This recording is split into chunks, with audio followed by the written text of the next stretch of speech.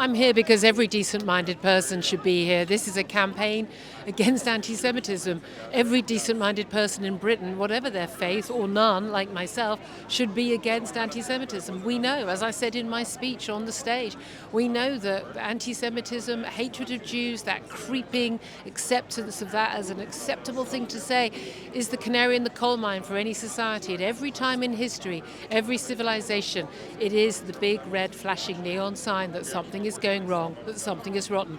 Well, something's going on right now in Britain.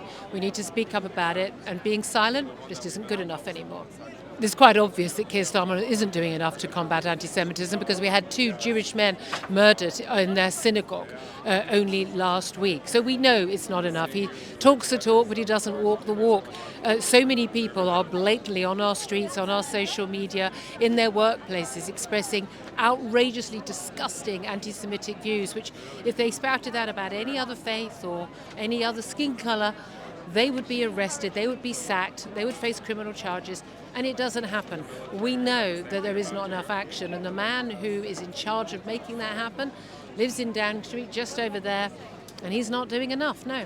When we have people on the streets, often ignorance, wearing the tea towels, thinking they are cosplaying as a terrorist even, but when they shout, "Globalise the Intifada," and "From the river to the sea," well, some of them don't even know which river and which sea, but they don't either know or they don't care that those slogans are basically about slaughtering Jews.